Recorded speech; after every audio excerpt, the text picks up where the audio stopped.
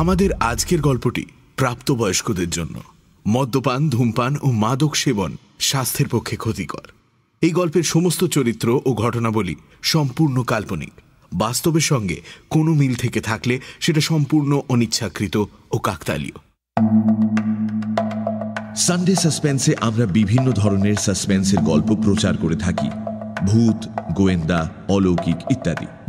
ভূতের গল্পে অনেক সময় আমরা দেখেছি সেখানে ব্ল্যাক ম্যাজিক, দেবদেবী, ঝাড়ফুঁক, তন্ত্রমন্ত্র ইত্যাদির উল্লেখ থাকে।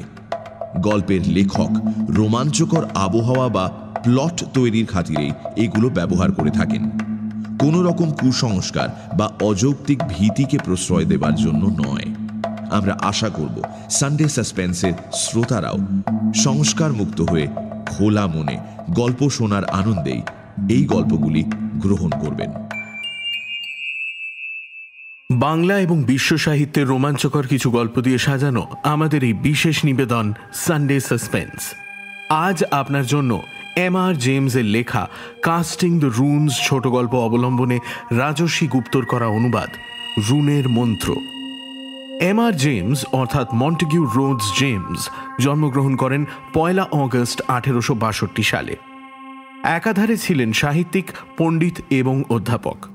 Kings college, Cambridge university, Eton কলেজের মতো ইংল্যান্ডের কিছু বিখ্যাত কলেজ ও বিশ্ববিদ্যালয়তে অধ্যাপকের পদ অলঙ্কৃত করেছেন। 1913 সাল থেকে 1915 সাল অবধি কেমব্রিজ ইউনিভার্সিটির ভাইস চ্যান্সেলর ছিলেন, যদিও তাঁকে আমরা মূলত মনে রেখেছি তাঁর লেখা ভৌতিক গল্পের জন্যই। আমাদের আজকের গল্প কাস্টিং দ্য রুনস প্রথম প্রকাশিত হয় 1911 সালে। এম.আর. জেমসের দ্বিতীয় ভৌতিক গল্প সংকলন মিয়ার গোস্ট স্টোরিজের চতুর্থ গল্প এটি। এই গল্পের অনুবাদ করেছেন রাজর্ষি গুপ্ত। তাঁর জন্ম হয় 23 জুন 1990 সালে। বর্তমানে সুভাষচন্দ্র বোস সেন্টিনারি কলেজের ইংরেজির অধ্যাপনা করছেন রাজর্ষিবাবু। রুনের মন্ত্র গল্পটি আমরা নিয়েছি ঋত প্রকাশনের ছায়া কায়া ভয় বইটি থেকে। প্রধান চরিত্রে মিস্টার ড্যানিং এবং মিস্টার কার্সওয়েল। গল্প পাঠে মীর। গল্পের বেতার নাট্যরূপ এবং গল্পের সূত্রধার আমি দীপ। শুরু হচ্ছে রুনের মন্ত্র।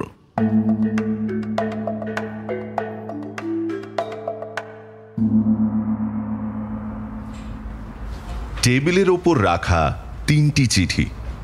প্রথমটিতে সভার সম্পাদক মিস্টার কার্সওয়েলকে লিখেছেন যে সভার আগামী অধিবেশনে পাঠ করার ইচ্ছে প্রকাশ করে ওর পাঠানো অ্যালকেমির সত্য শীর্ষক প্রবন্ধটিকে উক্ত অধিবেশনের আলোচনায় স্থান দিতে সভার কর্মসমিতি অপারগ।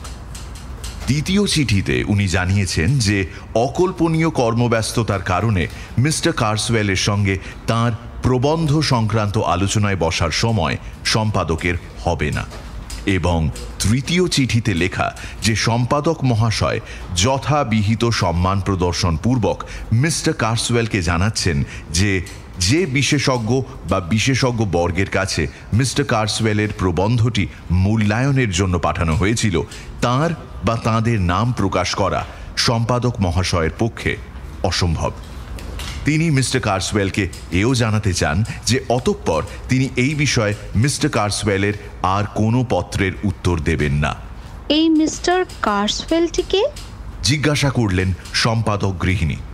তিনি সম্পাদক মশাইয়ের অফিসে এসে সবে বসেছেন এমন সময় টাইপিস্ট উপরোক্ত 3টে চিঠির শেষ চিঠিটা নিয়ে প্রবেশ করা মাত্রই সেটা টপ করে তুলে নিয়ে, ব্যাপারটা যদিও দৃষ্টিকটু হলো, তিনি প্রশ্নটা ছুঁড়ে দিলেন তাঁর কর্তার উদ্দেশ্যে। এই মুহূর্তে মিস্টার কার্সওয়েল রাগে অগ্নিশর্মা একটা লোক, আর কি বলি। লোকটি ধনী, থাকেন ওয়ারউইকশায়ারের লাফোর্ড অ্যাবেতে, চর্চা করেন নাকি অ্যালকেমির মানে অপরসায়নের, মন্ত্রতন্ত্র জাদুবিদ্যার মশলা মেশানো ঝুটো রসায়নের, আর আমাদের তারই ব্যাপারে ফলাও করে জানাতে চান। এর বেশি আমি আর তাঁর ব্যাপারে খুব কিছু জানি না।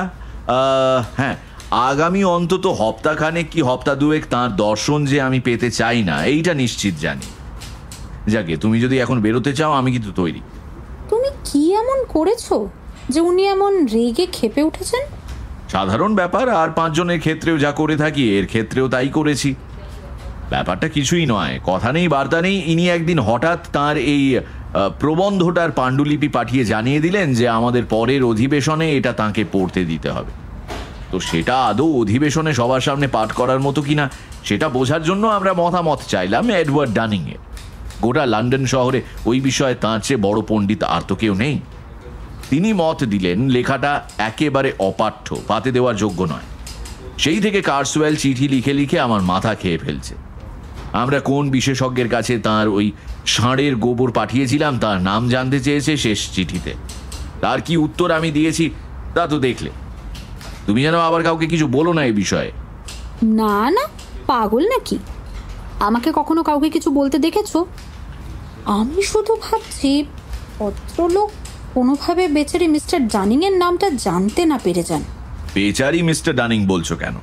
দিব্যি খোশ মেজাজে আছে একটা লোক, নিজের অত বড় বাড়ি, হাতে দেদার সময় তোফা আরামে বসে নিজের খেয়াল খুশি আর পড়াশোনা নিয়ে মেতে আছে, তাকে বলছো বেচারি? এই লোক যদি ওর খোঁজ একবার পেয়ে যায় তাহলে কি আর তিনি সেই তোফা আরামে থাকবেন? ওর জীবন তো এ অতিষ্ঠ করে তুলবে। হ্যাঁ তা বটে। সেক্ষেত্রে অবশ্যই বেচারি ডানিং ছাড়া আর কিছু বলা যায় না।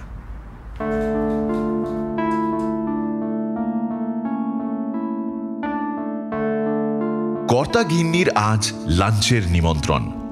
যে বন্ধুর বাড়িতে নিমন্ত্রণ তারা ওয়ারউইকশায়ারেরই লোক, তাই সম্পাদক গৃহিণী মনে মনে ঠিক করেই রেখেছিলেন যে এই বিচিত্র মিস্টার কার্সওয়েলের ব্যাপারে তাদের জিজ্ঞাসা করবেন। তবে খুব কায়দা করে কথাটা পারতে হবে তা তিনি জানতেন, কিন্তু অত কায়দার পথে তাকে যেতেই হলো না। গল্প গুজব করতে করতে খানিকক্ষণ কেটেছে কি কাটেনি, গৃহকর্ত্রী তাঁর স্বামীকে বললেন, আজ সকালে লফোর্ডের পাদ্রী মশাইকে দেখলাম। গৃহকর্তা শীষ দিয়ে উঠে বললেন, তাই নাকি? তা তিনি শহরে এসে ঘুরঘুর করছেন কি মতলবে? কে জানে। আমি গাড়িতে করে যাচ্ছিলাম, দেখলাম ব্রিটিশ মিউজিয়াম থেকে বেরোলেন। এই লাফোর্ডের পাদ্রিটি কে? আরে না না, কোনো সত্যিকারের পাদ্রির কথা হচ্ছে না। ইনি আমাদেরই একজন প্রতিবেশী।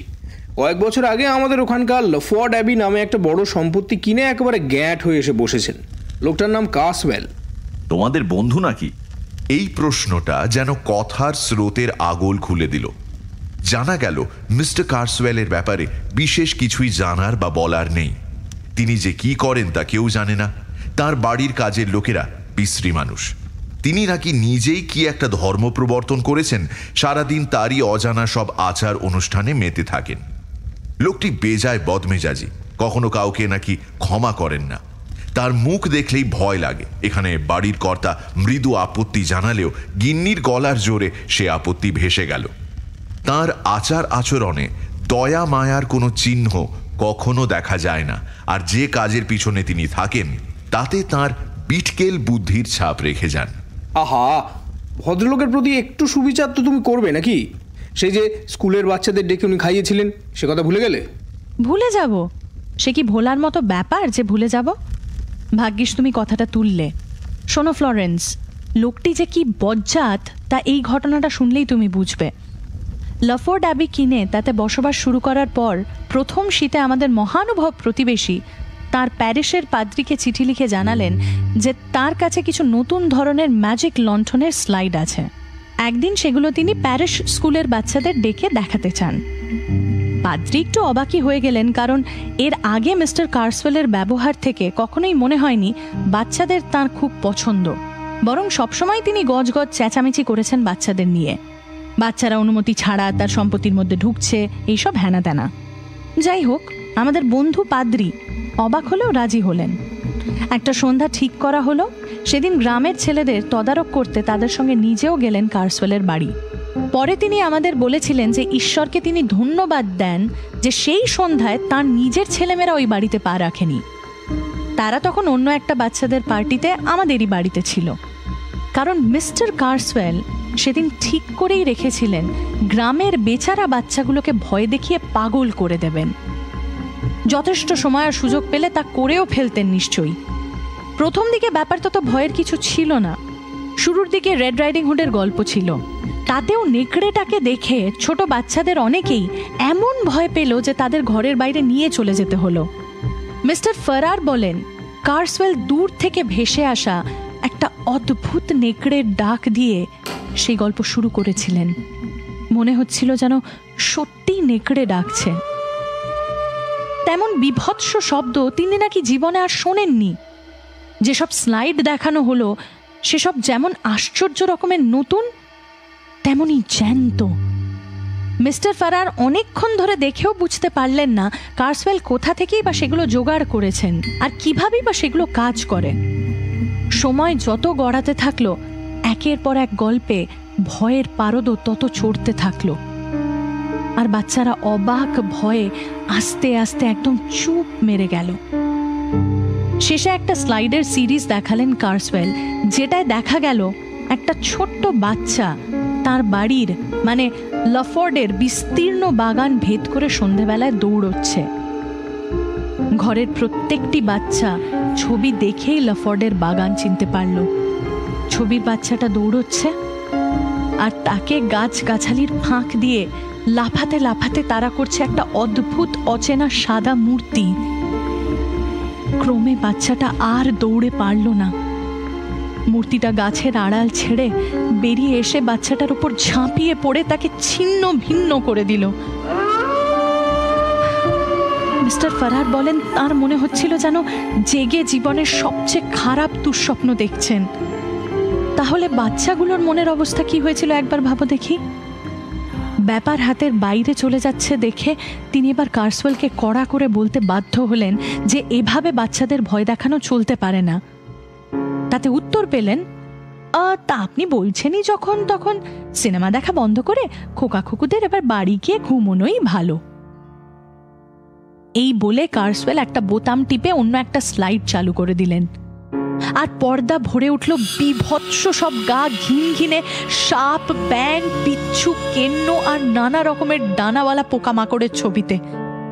মনে হতে লাগলো এবার যেন সেগুলো পর্দা ছেড়ে বেরিয়ে এসে সামনে বসে থাকা বাচ্চাদের গায়ে উঠতে চাইছে। আর তার সঙ্গে খসখস ঝরঝর করে সে কি ঝড়ের মতো আওয়াজ।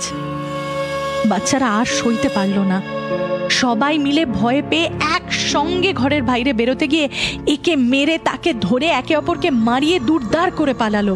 সে এক বিশ্রী অবস্থা। ভালোই চোটাঘাত লেগেছিল তাদের বেরোতে গিয়ে। রাত্রে কোথায় দু চোখের পাতা একও করতে পারেনি কেউ। গ্রামে তো তারপর ঢিঢি পড়ে গিয়েছিল।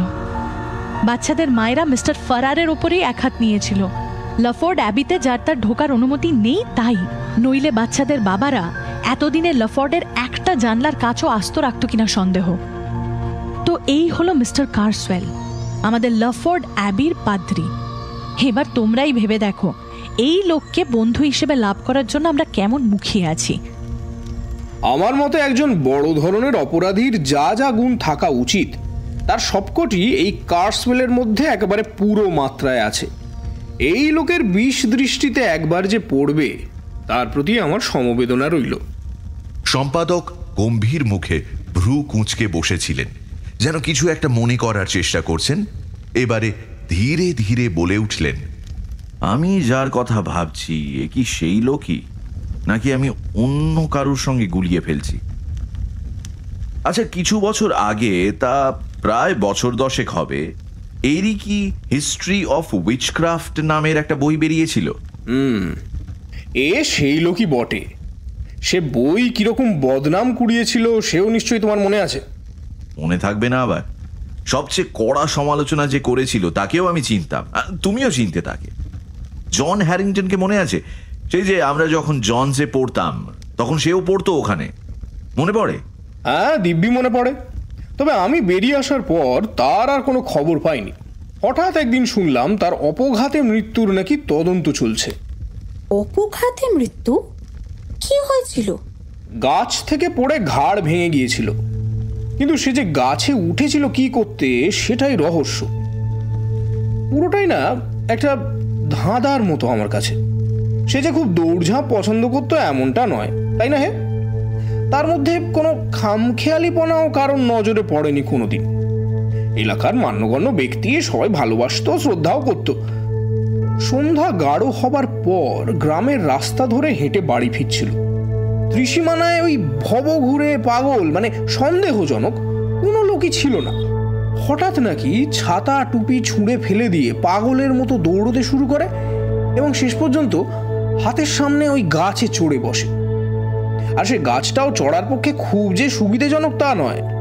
পথের ধারে ঝোপের মধ্যে থেকে ওঠা একটা টেরা বেঁকা গাছ, তারই একটা মরা ডাল ভেঙে একেবারে পপাত চ মমারো চ। পরের দিন সকালে লোকে দেখে সে ঘাড় মুটকে পড়ে আছে এবং সারা মুখে কল্পনার অতীত ভয়ের ছাপ।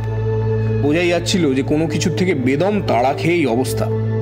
কেউ বলে হিংস্র কুকুর, আবার কারুর মতে কোনো চিড়িয়াখানা থেকে পালানো বুনো জন্তু তাড়া করেছিল, কিন্তু সেরম কোনো প্রমাণ কিন্তু পাওয়া যায়নি। কিসে যে তাড়া করেছিল তার রহস্যই রয়ে গেছে। এ হলো 89 সালের কথা। জনের ভাই হেনরি, তাকেও আমি চিনি, কিন্তু তুমি বোধহয় চিনবে না, সেও কেমব্রিজে ছিল। সেই তখন থেকে তার দাদার অপমৃত্যুর হদিশ করার একেবারে একনিষ্ঠ প্রচেষ্টা চালিয়ে যাচ্ছে। তার মতে এই ঘটনার পেছনে নির্ঘাত কোনো দুরম্বরই আছে, তবে আমার কিন্তু তা মনে হয় না। এই সোজা সাপটা ঘটনার পেছনে আবার কারো হাত যে কি থাকবে সেটাই তো আমার মাথায় আসে না। খানিকক্ষণ এ কথা সে কথার পর কথা আবার ঘুরে এলো সেই হিস্ট্রি অফ উইচক্রাফটে। বন্ধুবর জিজ্ঞাসা করলেন, তুমি নিজে বইটার পাতা উল্টে দেখেছো? তা দেখেছি, বই কি রীতিমতো পড়েই দেখেছি। লোকে যতটা খারাপ বলে বইটা কি সত্যি ততটা খারাপ? লেখার বাঁধন বা বইয়ের কাঠামোর দিক থেকে যদি বলতে হয় একদমই খাজা।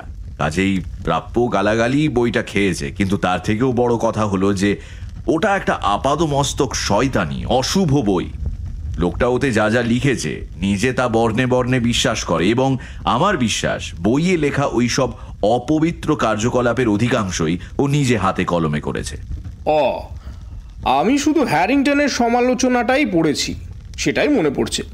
সত্যি বলতে আমি যদি ওই বইয়ের লেখক হতাম, তবে আমার সাহিত্য রচনার বাসনা চিরদিনের মতো ঘুচে যেত ওই সমালোচনা পড়ার পরে। কোনোদিনও মাথা উঁচু করে আর দাঁড়াতে পারতাম না। এর ক্ষেত্রে যে প্রতিক্রিয়া সেরকমটা একেবারেই হয়নি তা তো বেশ বুঝতে পারছি। ওহো, 3:30 বেজে গেল, এবার তো আমায় উঠতে হয় তাহলে। বাড়ি ফেরার পথে সম্পাদকের স্ত্রী বললেন, আমি কিন্তু মনে প্রাণে চাইছি লোকটা যেন কোনোভাবেই না জেনে ফেলে যে তার প্রবন্ধ ফিরিয়ে দেওয়ার পেছনে ডানিংয়ের হাত আছে। তেমন সম্ভাবনা আছে বলে আমার মনে হয় না। ডানিং নিজে বলবে না নিয়মের গোপনীয়তার জন্য, আর আমরাও ঠিক একই কারণে ওর নাম প্রকাশ করব না। কার্সওয়েল নিজে এখনো নামটা জানে না, কারণ এই বিষয়ে ডানিংয়ের কোনো লেখা এখনো প্রকাশিত হয়নি। শুধুমাত্র একটাই রাস্তা আছে যাতে কার্সওয়েল নামটা জানতে পারে। ব্রিটিশ মিউজিয়ামে যারা এই সব অ্যালকেমি ইত্যাদির ওপর পাণ্ডুলিপি বইপত্র ঘাঁটাঘাঁটি করে পড়াশোনা করে, তাদের যদি সে জিজ্ঞাসা করে তবে এক ডানিংয়ের নাম তার সামনে আসতে পারে। তা আমি তো আর এই সব লোকেদের জনে জনে গিয়ে বলতে পারি না যে তারা যেন ঘুণাক্ষরেও ডানিংয়ের নাম না করে। তাহলেই বরং ডানিংয়ের নাম করে তারা কথা বলবে বেশি। আশা করি এই রাস্তাটা ধরার কথা কার্সওয়েলের মাথায় আসবে না। কিন্তু কার্সওয়েল ধুরন্ধর ব্যক্তি। এই গেল গল্পের ভূমিকা।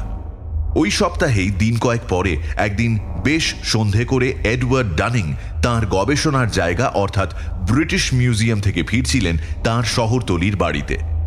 সেখানে তিনি 2 প্রবীণা পরিচারিকার সযত্ন তত্ত্বাবধানে তোফা আরামে একাই থাকেন। তার ব্যাপারে আমরা ইতিমধ্যে যা জেনেছি তার বেশি আর বলার কিছুই নেই। আমরা বরং তার বাড়ি ফেরার নিতান্ত নিরামিষ পথ ধরে তার সঙ্গেই চলতে থাকি। ট্রেনে চেপে ডানিং তার বাড়ির 1-2 মাইলের মধ্যে পৌঁছে যান, তারপর ইলেকট্রিক ট্রামে চড়েন। সে লাইন তার বাড়ির 300 গজ দূরে শেষ হয়। সেদিন ট্রামে চড়ার সময় তার হাতে পড়াশোনা করার মতো অনেক কিছুই ছিল, কিন্তু আলো ছিল এতই কম যে তার জানলার সার্সিতে লাগানো বিজ্ঞাপনগুলো ছাড়া আর কিছুই তিনি পড়তে পারছিলেন না। সাধারণত এই লাইনের জানলায় সাঁটানো বিজ্ঞাপনগুলো একটানা দেখতে দেখতে তার মাথায় অনেক চিন্তার উদয় হয়। সেটা অস্বাভাবিক কিছু নয়, কিন্তু আজ পাইরেটিক স্যালাইনের বিজ্ঞাপনে মিস্টার ল্যাম্পলোর সঙ্গে একজন স্বনামধন্য কেসির চটকদার কথোপকথন ছাড়া আর কোনো বিজ্ঞাপনেরই বোধহয় তাঁর কল্পনা শক্তিকে উজ্জীবিত করে তোলার ক্ষমতা নেই। না, ভুল হলো। ওই যে কামরার একদম শেষ প্রান্তে একটা বিজ্ঞাপন দেখা যাচ্ছে, হলদে জমির উপরে বড় বড় নীল অক্ষরে লেখা এত দূর থেকে জন হ্যারিংটন নামটা ছাড়া আর কিছু পড়তে পারলেন না ডানিং। আর যেন একটা তারিখ লেখা আছে। জানার মতো এমন কিছু নয়, তবু নিছক কৌতূহল বশেই কামরা ফাঁকা হয়ে গেলে ডানিং উঠে গেলেন বিজ্ঞাপনটা পরীক্ষা করে দেখতে। কষ্ট করে উঠে দেখতে যাওয়া সার্থক হলো। এটা আর 5টা বিজ্ঞাপনের মতো সাদা মাঠা গতে বাঁধা নয়। লেখা রয়েছে অ্যাশব্রুকের দ্য লরেলস নিবাসী জন হ্যারিংটন FS এর স্মৃতির উদ্দেশ্যে। মৃত্যু 18ই সেপ্টেম্বর 1889। সময় দেওয়া হয়েছিল 3 মাস। গাড়ি থামল। ডানিং নীল অক্ষরগুলোর মধ্যে তলিয়ে গিয়েছিলেন। কন্ডাক্টরের ডাকে তার হুঁশ ফিরল। এই বিজ্ঞাপনটা দেখতে দেখতে খেয়ালই করিনি। দেখো কেমন অদ্ভুত না এই বিজ্ঞাপনটা। কন্ডাক্টর খুব ধীরে ধীরে বিজ্ঞাপনটা পড়ল, তারপর ঘাড় নাড়তে নাড়তে বলল, যাক চলে, এটা তো আগে দেখিনি। কি এটা, মস্করা মারছে নাকি কেউ? একটা ঝাড়ন বের করে তাতে লালা লাগিয়ে সে সারসিটা মুছল, প্রথমে ভিতরের দিকে, তারপর বাইরে থেকে। তারপর ঘুরে এসে বলল, লেখাটা তো যাচ্ছেই না। কি দিয়ে যে লিখেছে মনে হচ্ছে যেন পাকাপাকি ভাবে কাছের একেবারে ভেতরে কথাগুলো লিখে দিয়েছে, তাই না স্যার?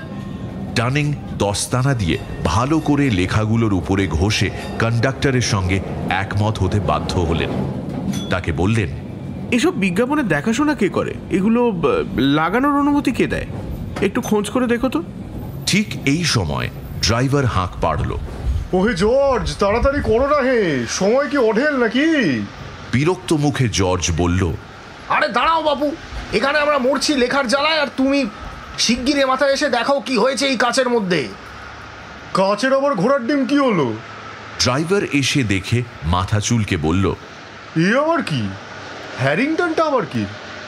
আমি বলছিলাম কি, তোমাদের এই বিজ্ঞাপনগুলো লাগানো হয় কার অনুমতিতে সেটা একটু খোঁজ নিয়ে তার সঙ্গে একবার এই বিজ্ঞাপনটা নিয়ে একটু কথা বলতে পারলে ভালো হয়। তা স্যার, সে তো হয় আমাদের কোম্পানির অফিসে। যদ্দূর জানি মিস্টার টিমস এ কাজ দেখাশোনা করেন। আজ রাত্রিরে ফিরে গিয়ে তাঁর সঙ্গে একবার এই নিয়ে কথা বলবো ক্ষণ। আপনাকে কাল জানিয়ে দেব, যদি আপনি কাল আমাদের গাড়িতে আসেন।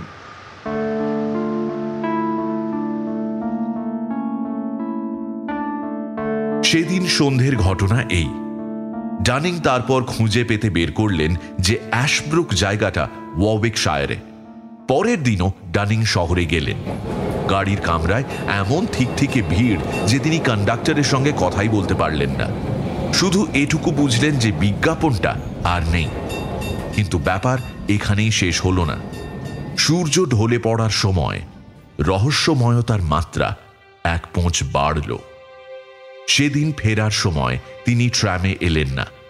বোধহয় ধরতে পারেননি, কিংবা হেঁটেই আসা মনস্থ করেছিলেন। সন্ধে যখন বেশ গাঢ় হয়েছে, ডানিং নিজের স্টাডিতে বসে কাজ করছেন। এক পরিচারিকা এসে খবর দিল যে ট্রাম কোম্পানি থেকে 2 জন এসেছে কি যেন জরুরি ব্যাপারে তার সঙ্গে কথা বলতে। বিজ্ঞাপনের কথাটা ডানিং এর মাথা থেকে বেরিয়েই গিয়েছিল। তিনি তাদেরকে ভিতরে ডাকলেন। বোঝাই যাচ্ছে যে তারা সেই ড্রাইভার আর কন্ডাক্টর ছাড়া আর কেউ নয়। জলখাবারের পর্ব সমাপ্ত হলে ডানিং তাদের জিজ্ঞাসা করলেন মিস্টার টিমসের সেই রহস্যময় বিজ্ঞাপনের ব্যাপারে বক্তব্য কি। সেই জন্যই তো এলুম স্যার আপনার বাড়ি। মিস্টার টিমস তো ব্যাপার শুনে এই উইলিয়ামকে যা নয় তাই বলতে থাকলেন। কেবল বলেই গেলেন যে ওইরকম কোনো বিজ্ঞাপন কোনোদিন আসেনি, কেউ দিতে বলেও নি, পয়সাও দেয়নি, লাগানোও হয়নি, মানে কিছুই নেই ওই ধরনের। আমরা নাকি বোকার মতো ওনার সময় নষ্ট করছি কেবল। আমি বললুম, তা বেশ তো মিস্টার টিমস, তাই যদি ভাবেন তবে আপনি নিজেই এসে দেখুন না কেন। আরও বললুম, লেখাটা যদি না থাকে তো তখন আমাদের যা প্রাণে চায় বলবেন, হাতে মাথা কাটবেন, কিচ্ছুটি বলবো না। আপনি এসে নিজের চোখেই দেখে যান না। তা তিনি বললেন, যাবো তো, এক্ষুনি যাবো, চলো। এইবার স্যার আপনিই বলুন, লেখাটা তো আপনিও দেখেছেন, হ্যাঁ দেখেননি? হলদে কাছে বড় বড় করে নীল রঙে হ্যারিংটন ম্যারিংটন লেখা ছিল, একেবারে স্পষ্ট দেখা যাচ্ছিল না বলুন? সেই আমি ঝাড়ন দিয়ে মুছলুম, লেখাটা গেল না। আমি বললুম যেন একেবারে কাচের ভেতর লেখা হয়েছে, আপনিও সায় দিলেন তাতে, তাই তো? হ্যাঁ তাই তো, সায় দিয়েছিলাম তো। তারপর আর কি, মিস্টার টিমস আলো নিয়ে কামরার ভেতরে ঢুকলেন। না, সরি, উইলিয়ামকে বললেন আলো নিয়ে বাইরে দাঁড়াতে। বললেন কই তোমাদের 7 রাজার ধন 1 মানিক, আমার মাথা খেয়ে ফেললে যার কথা বলে বলে। কোথায় সে বিজ্ঞাপন, আমায় দেখাও। এই তো বলে আমি বিজ্ঞাপনটার উপর হাত রেখে দেখাতে গেলুম। হ্যাঁ, তো লেখাগুলো ছিল না, শাসি ভেঙে গিয়েছিল। ভেঙে? না না স্যার, ভাঙাভাঙির কোনো ব্যাপারই নেই। লেখাগুলো কি বলি আর ছিলই না স্যার।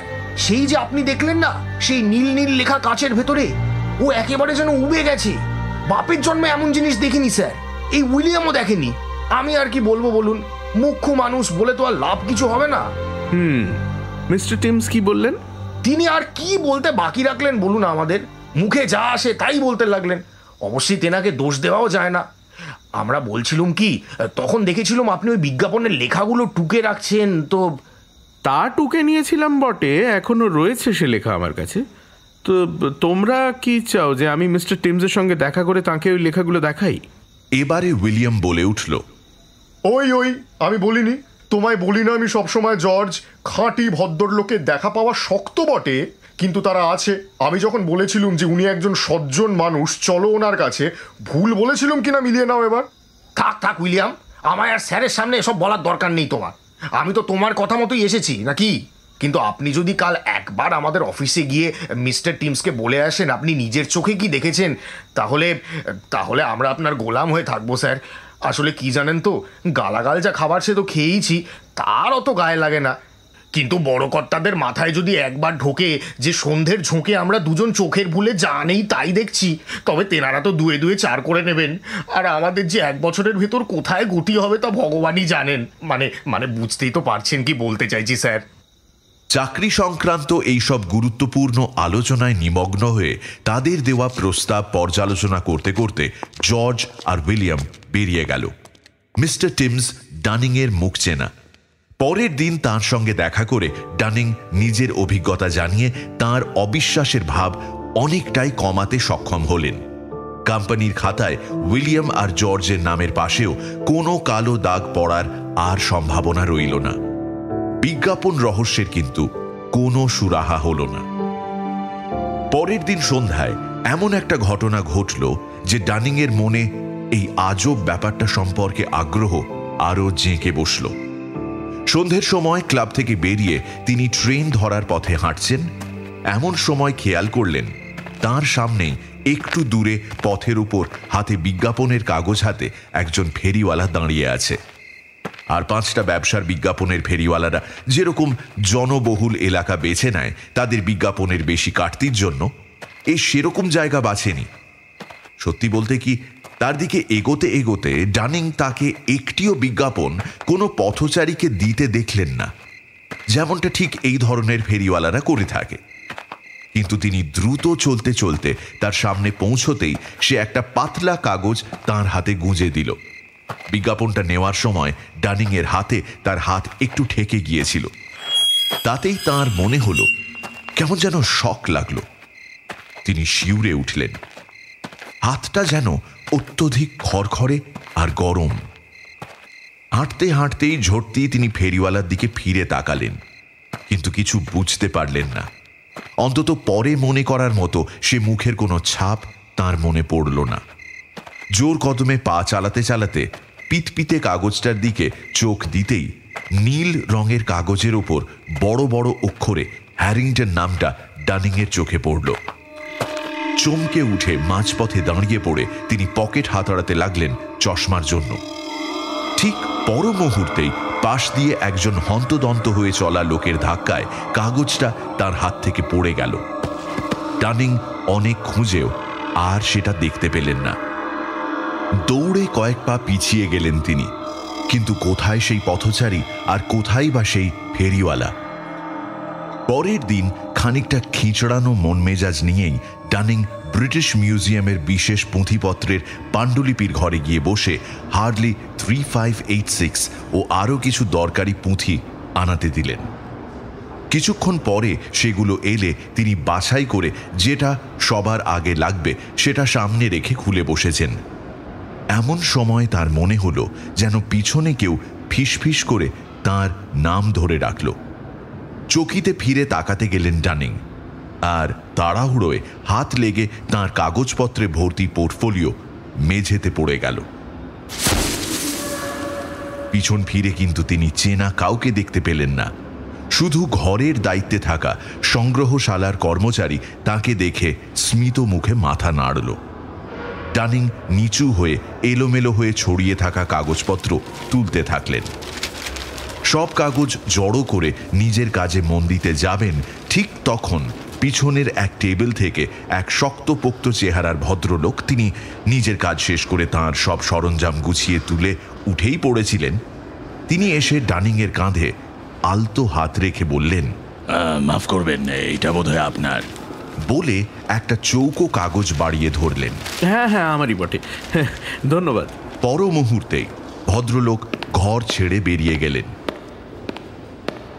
সেদিন বিকেলে কাজ শেষ হওয়ার পর ডানিং ঘরে থাকা কর্মচারীটির সঙ্গে কথা বলতে বলতে তাকে সকালের লম্বা চওড়া ভদ্রলোকের কথা জিজ্ঞেস করলেন। কে উনি? ওনার নাম মিস্টার কার্সওয়েল। এই তো গত সপ্তাহে উনি জিজ্ঞাসা করছিলেন অ্যালকেমির ওপর বিশেষজ্ঞ কে কে আছেন। তা আমি আপনার নাম করে বললাম যে সারা দেশে এক আপনিই আছেন। উনি নিশ্চয়ই আপনার সঙ্গে আলাপ করে খুব খুশি হবেন। দেখি একদিন ওকে ধরবো। না না না না না, ওটা করবেন না, আমি ওকে এড়াতে পারলে বাঁচি। ও তাই বুঝি? তা উনি এখানে কমই আসেন, আপনার সঙ্গে হঠাৎ করে দেখা হয়ে যাওয়ার সম্ভাবনা কমই। সেদিন বাড়ি ফেরার পথে ডানিংয়ের বারবার মনে হতে থাকলো, কেন কে জানে আজকে যেন অন্যান্য দিনের মতো মৌজ করে সন্ধেটা একলা কাটানোর ইচ্ছেটা তার হঠাৎ উবে গেছে। অত্যন্ত অস্বস্তিকর অথচ অনির্দেশ্য কি যেন একটা ধরা ছোঁয়ার বাইরে অবর্ণনীয় কিছু একটা যেন তার আর বাকি জগতের মধ্যে পাঁচিল তুলে দাঁড়াচ্ছে, তাকে আস্তে আস্তে গ্রাস করছে। ট্রেনে এবং ট্র্যামে তিনি আজ লোকজনের যত কাছে পারা যায় ঘেঁষে থাকতে চাইলেন, কিন্তু বিধি বাম, আজকে দুই যানবাহনই প্রায় ফাঁকা বললেই চলে। কন্ডাক্টর জর্জ যেন চিন্তান্বিত, বারবার যাত্রীদের সংখ্যা গুনে চলেছে, যেন কি এক গভীর হিসেব মেলাতে পারছে না। বাড়ির দোরগোড়ায় পৌঁছে ডানিং দেখা পেলেন তাঁর পারিবারিক চিকিৎসক ডক্টর ওয়াটসনের। আপনার বাড়ির ব্যবস্থাপনা সব তছনছ করে দিতে হলো বলে দুঃখিত মিস্টার ডানিং, কিন্তু কিছু করার ছিল না। আপনার দুই পরিচারিকাকে নার্সিংহোমে পাঠিয়েছি। মানে বলেন কি? কি হয়েছে? ভাবসাব দেখে তো মনে হচ্ছে টোমেন পয়জনিং, পচা খাবারের থেকে বিষক্রিয়া। তা আপনার পেটে তো সেসব গিয়েছে বলে মনে হচ্ছে না। গেলে আপনি আর চলে ফিরে বেড়ানোর অবস্থায় থাকতেন না। যাই হোক, ওরা ঠিক হয়ে যাবে খুব শিগগিরই। হায় হায়, এমনটা হলো কি করে? আমায় ওরা যা বলেছে তা হলো, বিকেলে ওদের খাবার সময় এক ফেরিওয়ালা এসেছিল। তার কাছ থেকে ওরা নাকি চিংড়ি না কাঁকড়া কি যেন কিনেছিল। অদ্ভুত ব্যাপার জানেন, আমি খোঁজ নিয়ে জানলাম পাড়ায় আর কোনো বাড়িতে কিন্তু ওই রকম কোনো ফেরিওয়ালা আসেনি। আপনাকে আর তখন খবর পাঠাতে পারিনি, তবে ওদের বাড়ি ফিরতে একটু সময় লাগবে। যাই হোক, পরের কথা পরে ভাবা যাবে। আজ রাত্রে আপনি আমার বাড়িতে খাবেন, ঠিক 8টায় চলে আসবেন কিন্তু, আর অত চিন্তা করবেন না। যাক, বাড়িতে দুর্ভোগ এলেও আর মাথায় দুশ্চিন্তার বোঝা চাপলেও অন্তত সন্ধেবেলাটা একলা কাটানোর হাত থেকে নিষ্কৃতি পাওয়া গেল। পাড়ায় নতুন আসা ডাক্তারের বাড়িতে সন্ধেটা বেশ ভালোই কাটিয়ে ডানিং যখন তার নিঝুম বাড়িতে ফিরলেন, তখন ঘড়ি দেখাচ্ছে 11:30। সে রাত একেবারেই তার মনে সুখ স্মৃতি হয়ে থেকে যাওয়ার মতো করে কাটল না। আলো নিভে গেছে, নিকষ কালো অন্ধকার। ডানিং খাটে শুয়েছেন, কিন্তু তার চোখে ঘুম নেই। তীর্থের কাকের মতো তিনি অপেক্ষা করছেন কখন ভোর হবে আর ঘর ঝাড়ু দেওয়ার মেয়েটি তাকে গরম জল দেওয়ার জন্য আসবে। এমন সময় স্পষ্ট শুনতে পেলেন তার কাজের ঘরের দরজা খোলার আওয়াজ, কিন্তু তারপর দালান বেয়ে কোনো পায়ের শব্দ ভেসে এলো না। অথচ দরজা খোলার আওয়াজটা নিশ্চিতভাবেই অস্বাভাবিক। চোট্টর নাকি? কারণ ডানিংয়ের বেশ ভালোই মনে আছে, রাতে কাগজপত্র গুছিয়ে লেখার টেবিলের মধ্যে রেখে বেরিয়ে আসার সময় তিনি দরজাটা বন্ধ করে দিয়েছিলেন। সাহস করে নয়, বরং কিছুটা ভয়ে ভয়েই, লজ্জার মাথা খেয়ে ডানিং রাত পোশাক পরেই বিছানা থেকে নেমে ঘরের বাইরে বেরিয়ে সিঁড়ির রেলিং ধরে ঝুঁকে দাঁড়িয়ে কান পেতে রইলেন, কিছু যদি আরো শোনা যায়। নিশ্ছিদ্র অন্ধকার, নিস্তব্ধ রাত্রি। শুধু হঠাৎ একটা গরম হাওয়ার দমকা এসে তার মুখে ধাক্কা মেরে গালের উপর কয়েক মুহূর্ত খেলা করে গেল। চমকে পিছিয়ে এসে ডানিং ঠিক করলেন বাকি রাতটা ঘরে ঢুকে দরজা এঁটে খাটে বসে কাটানোই শ্রেয়। কিন্তু গোদের ওপর বিস্ফোরা। এ পাড়ার লোকের গভীর রাতে আর আলোর দরকার হয় না সেরকম কোনো খবর শহরতলির কিপ্টে বিদ্যুৎ কোম্পানি বিশ্বস্ত সূত্রে জানতে পেরেছে। মোট কথা সবকটা আলো একসঙ্গে দপদপ করে নিভে গেল। এমতাবস্থায় যে কেউ স্বাভাবিকভাবেই চাইবে হাতড়ে হাতড়ে দেশলাই খুঁজে আগুন জেলে ঘড়ি দেখতে, আর ডানিং জানতেও চাইছিলেন যে আর কতক্ষণ এই আতঙ্কের প্রহর তাঁকে গুনতে হবে। অতএব প্রায় প্রতিবর্ত ক্রিয়াতেই তিনি বালিশের তলার পরিচিত স্থানটির পানে হাত বাড়ালেন। শুধু হাতটা বালিশ অবধি পৌঁছল না, তার বদলে হাতটা যাতে ঠেকল সেটা তার মতে একটা মুখ। সে মুখে দাঁত আছে, লোম আছে, এবং সে মুখ কোনো মানুষের নয়।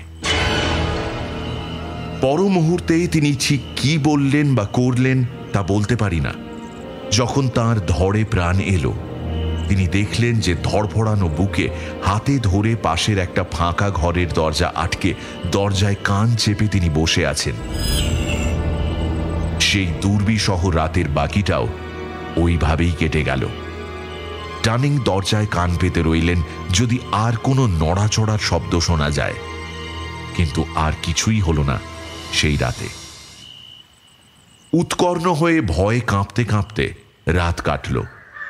ভোর হতে বুকে সাহস এনে ডানিং চোরের মতো নিজের ঘরে ঢুকে দেখলেন দরজা হাট করে খোলা, জানলার খড়খড়ি সব খোলা, অর্থাৎ রাতে কারুর ঘরে থাকার চিহ্ন মাত্র নেই। ঘড়ি ও বালিশের তলায় যথাস্থানে পাওয়া গেল। যেখানে যেমনটি থাকার কথা তেমনটিই আছে, কোনো এদিক সেদিক নেই। শুধু কাঠের আলমারির পাল্লা জোড়া ক্যাঁচ কোঁচ করে খুলে যাচ্ছে আপনা থেকেই, তবে সেটাও আলমারিটার নিজস্ব অভ্যেস। খিড়কি দরজায় ঘণ্টা বাজলে ডানিং বুঝলেন ঝাড়ুদারনি এলো। তিনি যেন বুকে বল ফিরে পেলেন। তাকে দরজা খুলে দিয়ে গোটা বাড়িতেই খানা তল্লাশি চালালেন তিনি, কিন্তু কোনো ফল পেলেন না। খারাপ আরম্ভের সঙ্গে তাল মিলিয়ে গোটা দিনটাই ডানিংয়ের কাটল খুঁড়িয়ে খুঁড়িয়ে। মিউজিয়ামে যেতে তিনি সাহস পেলেন না। সংগ্রহশালার কর্মচারী যাই বলুক না কেন, কার্সওয়েলের হঠাৎ সেখানে এসে হাজির হতে বাধা কোথায়? তার মনে এখন যা অবস্থা তাতে ডানিং এখন কোনো ঝগড়ুটে অচেনা লোকের মুখোমুখি হতে পারবেন না। তার নিজের বাড়ি দুর্বিসহ হয়ে উঠেছে গত রাত্রের পর থেকে, আর আবার ডাক্তারের ঘাড়ে গিয়ে চাপতেও তার সৌজন্যে বাঁধল। নার্সিং হোমে তার খানিকটা সময় কাটল এবং সেখানে গিয়ে তার দুই পরিচারিকারই স্বাস্থ্যের উন্নতির খবর পেয়ে এই দুঃসময়েও অন্তত খানিকটা আশ্বস্ত হলেন। দুপুরে খাওয়ার সময় ক্লাবে গিয়ে সেখানে সভার সম্পাদকের দেখা পেয়ে মনটা তাঁর আরেকটু ভালো হলো। খাওয়ার সময় ডানিং বন্ধুকে নিজের মানসিক দুরবস্থার কথা অনেকটা বললেও বুকের উপর পাথরের মতো চেপে বসে থাকা আসল কারণটা কিছুতেই খুলে বলতে পারলেন না। হে কি দুঃখের কথা দেখো দেখি। এক কাজ করো, বুঝলে, আমরা তো একাই আছি বাড়িতে, তুমি আমাদের সঙ্গে এসে থাকো না কেন? আর কোনো কথা নয়, সেই ভালো হবে। তুমি আর বেশি কিছু বলো না, বিকেলের মধ্যেই আমাদের বাড়িতে দরকারি জিনিসপত্র সব পাঠিয়ে দাও। ডানিং আর সহ্য করতে পারছিলেন না। আবার একটা রাত ওই ফাঁকা বাড়িতে কাটাতে হবে ভাবলেই তার হাত পা পেটের ভিতরে সেঁধিয়ে যাচ্ছিল। তড়িঘড়ি তিনি বাড়ি এসে সব সরঞ্জাম গুছিয়ে নিয়ে চলে গেলেন। বন্ধু ও বন্ধু পত্নীর সামনে উপস্থিত হলে পরে ডানিংয়ের বিধ্বস্ত চেহারার পূর্ণ রূপ দেখে তাঁদের চক্ষু চড়ক গাছ হয়ে গেল। তাঁরা ডানিংকে আনন্দে রাখার জন্য যথাসাধ্য করতে কসুর করলেন না। সে প্রচেষ্টা যে সম্পূর্ণ বিফলে গেল তা বলা যায় না, কিন্তু কিছুক্ষণ পর যখন দুই বন্ধু একলা বসে ধূমপান করতে গেলেন, তখন ডানিং আবার মনমরা হয়ে গেলেন যেন। হঠাৎ তিনি বলে উঠলেন, জানো গেটন, আমার মনে হয় সেই তুকতাক জানা অ্যালকেমিস্ট লোকটা জানতে পেরে গেছে যে আমি তার প্রবন্ধটা খারিজ করেছিলাম। তা এমন ধারণা তোমার হলো কি করে? ডানিং তার সঙ্গে সংগ্রহশালার কর্মচারীর যা কথা হয়েছে তা আদ্যপান্ত বললেন। শুনে গম্ভীর মুখে ডানিং এর সন্দেহের সঙ্গে সহমত হওয়া ছাড়া গ্যাটনের আর কিছু করার রইল না। তাতে যে আমার খুব একটা কিছু এসে যায় তা নয়, কিন্তু কখনো যদি তার মুখোমুখি হই, একটা বিশ্রী ঝামেলা লেগে যেতে পারে। লোকটা খুব সুবিধে নয় বলেই মনে হচ্ছে। আবার কিছুক্ষণ কথা বন্ধ হয়ে সব চুপচাপ। ডানিং এর বিষণ্ণ ভাব আর অস্থিরতা যে ক্রমবর্ধমান তা গ্যাটনের চোখ এড়াল না। একটা সময় তিনি সোজাসুজি জিজ্ঞাসাই করে বসলেন, ডানিং এর মনের অস্বস্তির মূল কারণটা ঠিক কি? ডানিং যেন হাঁপ ছেড়ে বাঁচলেন। কাউকে কথাটা বলে মনটা হালকা করতে চাইছিলাম, কিন্তু পারছিলাম না। আচ্ছা, জন হ্যারিংটন নামে একজনের ব্যাপারে তুমি কি জানো? গ্যাটন ডানিং এর মুখে হ্যারিংটনের নাম শুনে এমন স্তম্ভিত হয়ে গেলেন যে তার মুখ থেকে মৃদু স্বরে একটা কেন ছাড়া আর কিছু বেরোল না। ডানিং তখন কলকল করে সবিস্তার বলে গেলেন তার অভিজ্ঞতা। বললেন কি ঘটেছে তার সঙ্গে ট্রামের কামরায়, রাস্তায় এবং তার নিজের বাড়িতে। বললেন কেমন করে একটা নারকীয় ভয়, হতাশা, দুঃখ মেশানো কষ্টকর অনুভূতি তার জীবনী শক্তি শুষে নিয়ে তাকে আস্তে আস্তে গিলে ফেলছে বলে তার মনে হচ্ছে, অথচ তার থেকে মুক্তি পাওয়ার জন্য কিছুই করতে পারছেন না তিনি। এবং সবার শেষে আবার ঘুরে এলেন সেই প্রশ্নে যা তার মুখের আগল খুলে দিয়েছিল। গ্যাটন কি বলবেন বুঝে উঠতে পারলেন না। হ্যারিংটনের মৃত্যুর ঘটনা খুলে বলাই হয়তো এক্ষেত্রে উচিত, কিন্তু ডানিং এর মনের অবস্থা এই মুহূর্তে ভঙ্গুর, আর হ্যারিংটনের ঘটনাও এমন কিছু সুখশ্রাব্য আনন্দের গল্প নয়। তাছাড়া তার নিজের মনেও একটা প্রশ্ন ঘুরপাক খাচ্ছিল, এই দুটো আপাত বিচ্ছিন্ন ঘটনার যোগসূত্র কি কার্সওয়েলের মধ্যে লুকোনো রয়েছে? সম্মোহনের প্রভাব বলে বিজ্ঞানসম্মতভাবে গোটা ব্যাপারটাকে ব্যাখ্যা করতে চাইলেও যেন নিজের মনই বলে উঠছে যে কোথাও একটা গলদ রয়ে গেছে। অনেক ভেবেচিন্তে গ্যাটন স্থির করলেন যে আজ রাত্রে স্ত্রীর সঙ্গে এ ব্যাপারে পরামর্শ করবেন। ততক্ষণ পর্যন্ত সত্যিটা ঢাকা থাকলে ক্ষতি নেই। হ্যারিংটন আর তার লেখাপত্র সম্পর্কে দু একটা মামুলি কথা ডানিংকে জানিয়ে তিনি এটুকুই বললেন যে তাকে তিনি কেমব্রিজে চিনতেন। 1889 সালে হঠাৎই সে মারা যায়। রাত্রে মিসেস গ্যাটনকে সমস্ত কথা খুলে বলে এখন কি করণীয় তার পরামর্শ চাইতেই তিনি সোজা যে রাস্তাটা দেখিয়ে দিলেন সেটা এতক্ষণ সম্পাদক মশাইয়ের চোখের সামনেই খোলা পড়ে থাকা সত্ত্বেও তিনি দেখতে পাননি।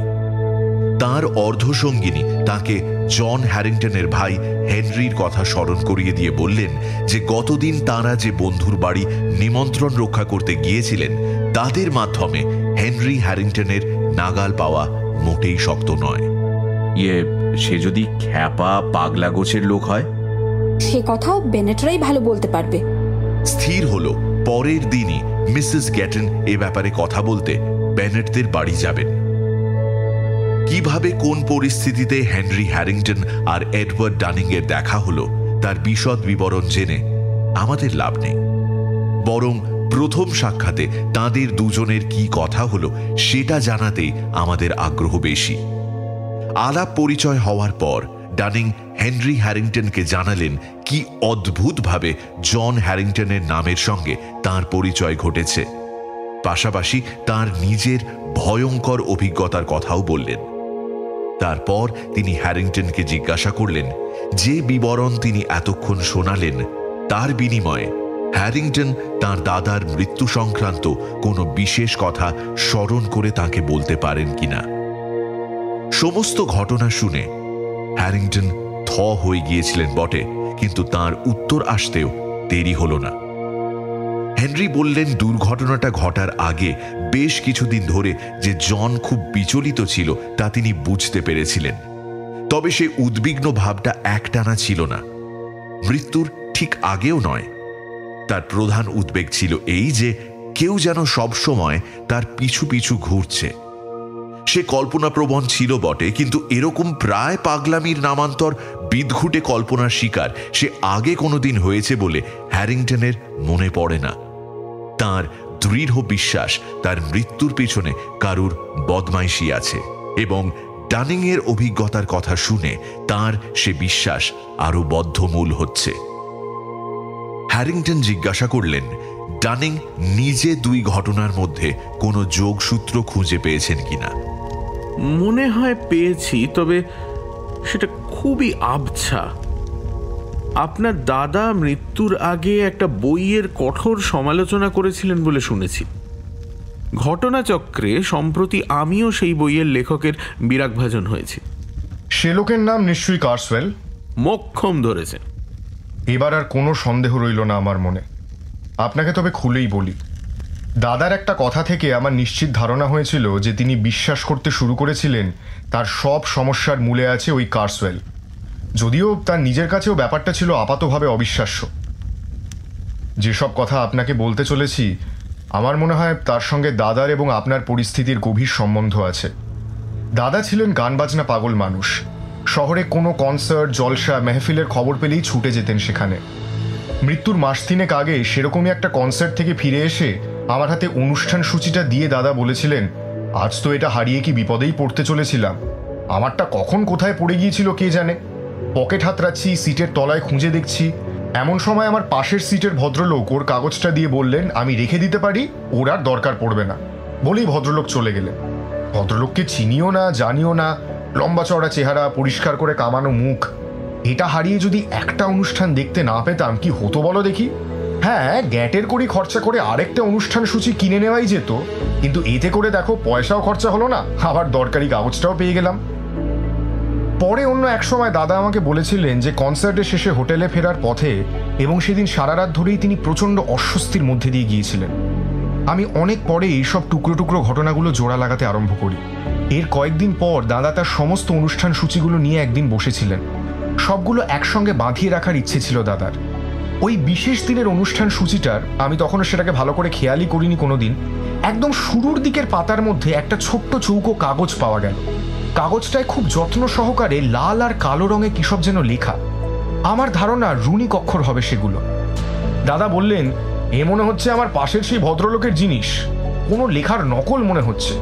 যথেষ্ট কষ্টসাধ্য ব্যাপার, এ তো ফিরিয়ে দিতে হয়, কিন্তু এখন তার ঠিকানা খুঁজে পাই কি করে। এই নিয়ে বেশ খানিকক্ষণ আলোচনা হলো। আমরা দুজনেই একমত হলাম যে এই জিনিসের জন্য কাগজে বিজ্ঞাপন দেওয়া বাড়াবাড়ি হবে। বরং দাদা খুব শিগগিরই পরের কনসার্টে যাবেন, সেখানে ভদ্রলোকের সঙ্গে নিশ্চয়ই দেখা হবে, তখন তাকে কাগজটা ফিরিয়ে দিলেই চলবে। এতক্ষণ কাগজটা অনুষ্ঠান সূচির বইটার উপরেই খোলা পড়েছিল। আমরা আগুনের ধারে বসেছিলাম। সেদিন সন্ধে থেকেই ঠান্ডা পড়েছিল আর খুব কনকনে হাওয়াও বইছিল।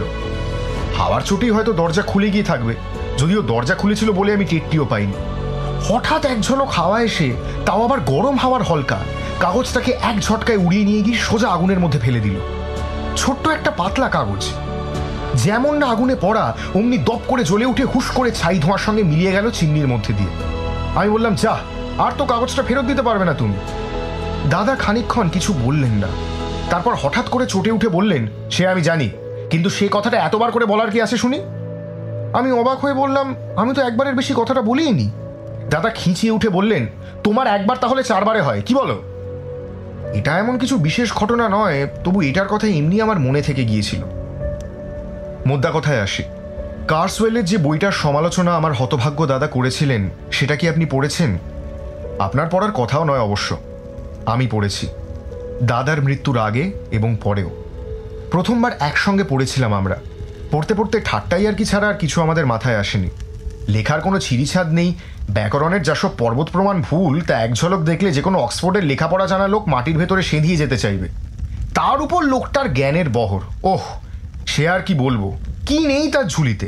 প্রাচীন লোককথা, পুরাণের কাহিনী, গোল্ডেন লেজেন্ডসের বিভিন্ন গল্প, আজকের দিনেও কোথায় কি বিভৎস আচার অনুষ্ঠান হয়ে চলেছে এই সমস্ত সে শুধু পড়েছে আর খবর রেখেছে তাই নয়, সব মিলিয়ে মিশিয়ে এক আজব জগা খিচুড়ি পাকিয়েছে। দেখুন, আমি বলছি না যে এগুলো একটার সঙ্গে আরেকটা মেলানো যায় না, কিন্তু লেখকের তো সেরকমভাবে জুড়তে জানা চাই রে বাবা। এই লোকটা সেসবের ধারও ধারেনি। এই একই নিঃশ্বাসে গোল্ডেন লেজেন্ডস আর দ্য গোল্ডেন বাবের নাম করে, আর বলে নাকি সে দুটো বইকেই সমানভাবে বিশ্বাসও করে। কহতব্য নয় মশাই, সে জঘন্য এক ব্যাপার। যাই হোক, খারাপ ঘটনাটা ঘটে যাওয়ার পরে আমি আবার একবার বইটা খুলে বসেছিলাম। পড়ে খারাপ লাগাটা বাড়লো বই কমলো না, কিন্তু অন্য একটা ভাব মনে জাগলো। আপনাকে তো আগেই বলেছি আমার সন্দেহের কথা। এই বই আমার সেই সন্দেহকেই গাঢ় করেছে। অত্যন্ত অশুভ আর অমঙ্গলজনক এই বই, মারণ উচাটনের আলোচনায় ভর্তি। একটা পরিচ্ছেদ আছে যেখানে লোকটা অন্যের মন পাওয়ার জন্য কিংবা অন্য কাউকে পথ থেকে সরানোর উপায় হিসেবে সেই লোকের ওপর রুনের মন্ত্র প্রয়োগ করার কথা লিখছে। আর যেন ওই দ্বিতীয় কথাটাই বিশেষ করে গুরুত্ব পেয়েছে বেশি। আর সে এমনভাবে লিখেছে যার থেকে স্পষ্ট মনে হয় এই ব্যাপারে তার হাতে কলমে জ্ঞান আছে। সমস্ত কথা খুলে বলার সময় এখন নেই, কিন্তু এইটুকু বলি যে অনেক ভেবেচিন্তে আমার প্রত্যয় জন্মালো যে সেদিন কনসার্টে যে সদাশয় ভদ্রলোকটির সঙ্গে দাদার আলাপ হয়েছিল সে কার্সওয়েল ছাড়া আর কেউ নয়।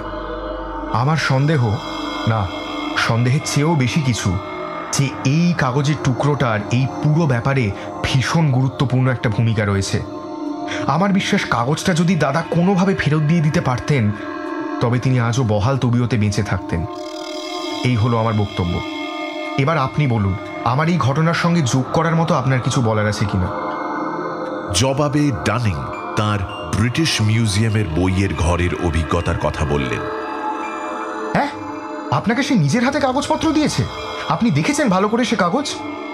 দেখেননি? সে কি কথা! দেখুন দেখুন, এক্ষুনি দেখুন, এক্ষুনি দেখতে হবে, আমাদের খুঁটিয়ে দেখতে হবে। চলুন চলুন চলুন, আপনার বাড়ি চলুন। দুজনে মিলে ডানিংয়ের ফাঁকা বাড়িতে ফিরলেন। বাড়ি ফাঁকা কারণ পরিচারিকা দুজন এখনো হাসপাতাল থেকে ফেরেনি। ডানিংয়ের কাগজপত্র রাখার পোর্টফোলিওয় ধুলো জমেছে, আর তার ভিতরেই রাখা আছে তার নোট স্টোকার অগুন্তি খুদে খুদে চৌকো কাগজ। তিনি সেটা হাতে তুলে নিতেই সেই কাগজপত্রের তাড়ার মধ্যে থেকে একটা পিতপিতে সরু কাগজের টুকরো সাত করে বেরিয়ে এসে তীরের মতো খোলা জানলার দিকে ভেসে চলল। কিন্তু হ্যারিংটন বাঘের মতো লাফিয়ে গিয়ে দড়াম করে জানলা বন্ধ করে খপ করে কাগজটা চেপে ধরলেন। তারপর বললেন, ঠিকই ভেবেছিলাম। মনে হচ্ছে দাদা মৃত্যুর আগে যে কাগজটা পেয়েছিলেন এটা ঠিক তারই মতো। সাবধান ড্যানিং, এই কাগজটা খুব নিরীহ বলে বোধ হচ্ছে না, অন্তত আপনার পক্ষে তো নয়। আলোচনা গড়ালো অনেকক্ষণ। কাগজের টুকরোটাকে তন্ন তন্ন করে পরীক্ষা করলেন দুজনে। হ্যারিংটন যেমন বলেছিলেন লেখার অক্ষরগুলো রুনই বটে, কিন্তু দুজনের কেউই তার পাঠোদ্ধার করতে সমর্থ হলেন না বা অন্য কোথাও লেখাটা টুকে রাখতেও সাহস পেলেন না। পাছে তাতে রুনিক লিপিতে লেখা ওই মন্ত্রের অশুভ শক্তি আরো প্রবল হয়ে উঠে ছড়িয়ে পড়ে। কাজেই ওই কাগজে রুনিক হরফে যে ঠিক কি বার্তা দেওয়া হয়েছিল, কাকেই বা দেওয়া হয়েছিল সেই বার্তা, সেসব কথা আজও রহস্যাবৃতই রয়ে গেছে। ডানিং আর হ্যারিংটন দুজনেরই দৃঢ় বিশ্বাস জন্মালো যে এই রুনিক মন্ত্র লেখা কাগজের কাজ হলো যার কাছে সেটা থাকবে এক পরম অবাঞ্ছিত আর চরম ক্ষতিকর এক অশুভ শক্তিকে তার সর্বক্ষণের সঙ্গী করে তোলা। অভিশপ্ত কাগজটাকে স্বস্থানে ফিরিয়ে দেওয়াই যে মুক্তির একমাত্র উপায়, সে বিষয়ে দুজনেই একমত হলেন। এও বুঝতে পারলেন যে অভিশপ্ত ব্যক্তি অর্থাৎ ডানিং নিজের হাতে যদি কাগজটা তার লেখককে হস্তান্তর করেন তবেই সাপমুক্ত হওয়ার ব্যাপারে 16 আনা নিশ্চিত হওয়া যায়। কিন্তু সেটা করতে গেলেও যথেষ্ট চালাকির প্রয়োজন, কারণ ডানিংয়ের চেহারা কার্সওয়েলের বিলক্ষণ পরিচিত। চেহারা বদলে ফেলার জন্য ডানিংয়ের সাধের দাড়ি যে কামিয়ে ফেলতেই হবে তা এক প্রকার নিশ্চিত। কিন্তু এত সব করার পরেও যথেষ্ট সময় পাওয়া যাবে তো? তার আগেই মাথার উপর বজ্র নেমে আসবে না তো? হ্যারিংটন ঠিক এই সময় বললেন যে হাতে সময় ঠিক কতটা আছে সেটা গণনা করে বের করা খুব শক্ত বোধহয় হবে না।